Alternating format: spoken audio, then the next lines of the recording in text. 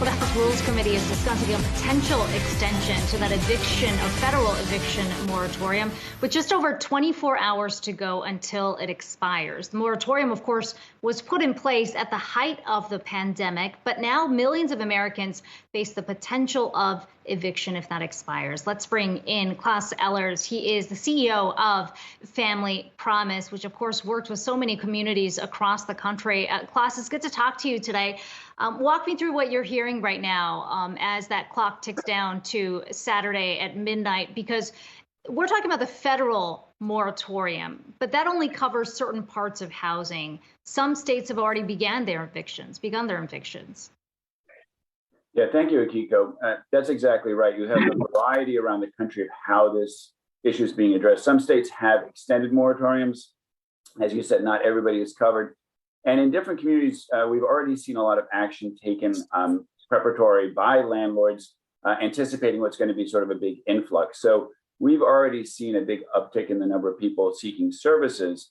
And we're anticipating, unfortunately, in August, having that really swell if the moratorium isn't extended.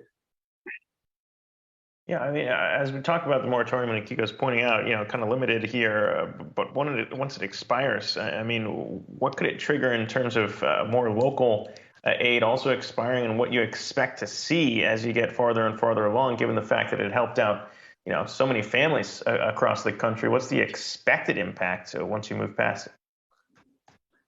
Yeah, the impacts are an increase in homelessness, right? We work specifically with families, so we're anticipating a real uptick in family homelessness right at the time that school begins, which is a particularly bad dynamic. And I think it's important to recognize that there is $47 billion put towards rental assistance, right, through the CARES Act and through the American Rescue Plan, which is fantastic.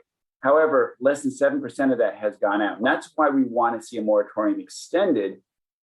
We recognize it can't be an ad infinitum, but we've got all of this money sitting there to get to people, but our systems, our processes are too slow. So we're potentially evicting people where 2 weeks later that money may be coming in. And the impact on the families is one thing. There's a societal impact to that as well, because it's really expensive to allow so many evictions to happen, to allow homelessness to happen. And we actually have the funds to prevent it if we could just move the timeline and expedite getting that money to the people who need it. And Claas, when I think back to some of the conversations we had last summer, when the moratorium was in place, it did, allow for so many families to stay in their homes. The idea was to sort of buy time for these families so they could catch up on the payments. What has that actually done? It certainly has helped, right? I think the interventions have been really very effective, but we still have 15 million households that are behind on their rent. Because you can see it's a K-shaped recovery. It has not affected lower income jobs the same way that it's affected higher income jobs. So you have lots and lots of families, households that are $10,000, $20,000 in arrears that they just simply cannot make up. So again, the key is, how do we get that money to them? Because it's not a question of them getting jobs, getting various other supports. Those things will happen over time. This is an immediate issue, right? We need to figure out, how do we keep these people in housing?